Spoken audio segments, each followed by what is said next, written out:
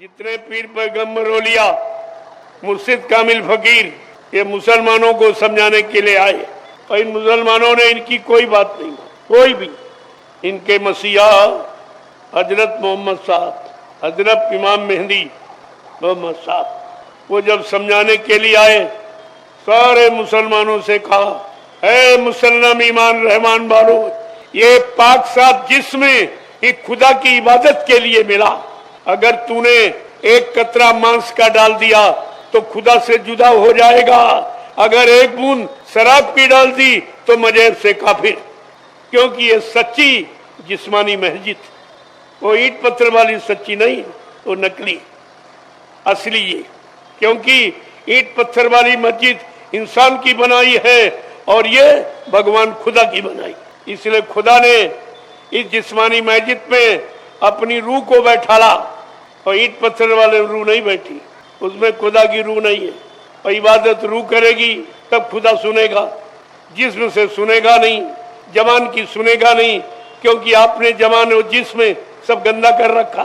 खुदा के बनाए तमाम जीवों को मार काट के खा गए आप, उनके मुर्दा गंदा मांस खाया, जबान गंदी हुई। और बुद्धि नाशक नशा, शराब गांजा भांग अफीम इनका आपने सेवन किया। निंदा आलोचना बुराई जबान से आपने की है। गाली गलौज भद्दे यानी अश्लील शब्दों का आपने प्रयोग किया, लिहाजा आपकी जबान गंदी हो। अब जबान की इबादत कबूल नहीं हो। ये जुबान से जो आप हल्ला मचा रहे हो, इसमें अल्लाह खुश नहीं होगा।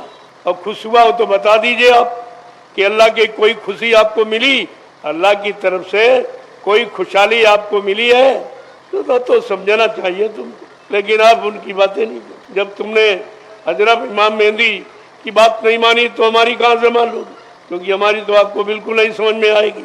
इसलिए एक एक जुबान मुबारक सब पर विचार करो।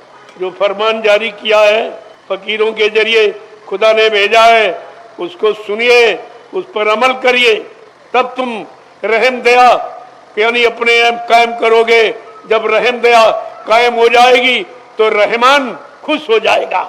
इसलिए खुदा ने अपना एक नाम रहमान रखा और कहा, जब तुम मेरे बनाए जीवों पर रहम करोगे तो मैं रहमान बनकर तुम्हारे पर रहम कर दूं। लेकिन कहाँ चीज को पढ़ते, इतने मशगूल हो गए हो कि तुम्हारी समझ में कुछ नहीं।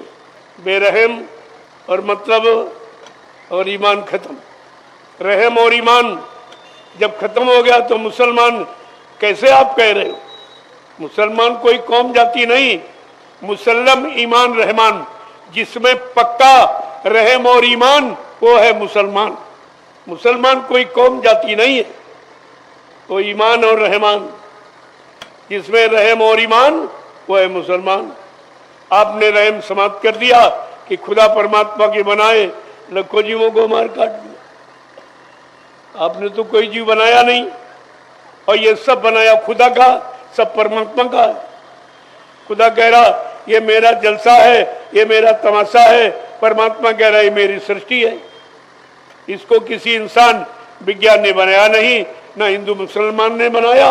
और जो आपने बनाया नहीं तो मेरी सृष्टि को बिगाड़ने का या इन जीवों को मारने काटने का अधिकार किसने दे दिया? यही गुनाह आपने किया।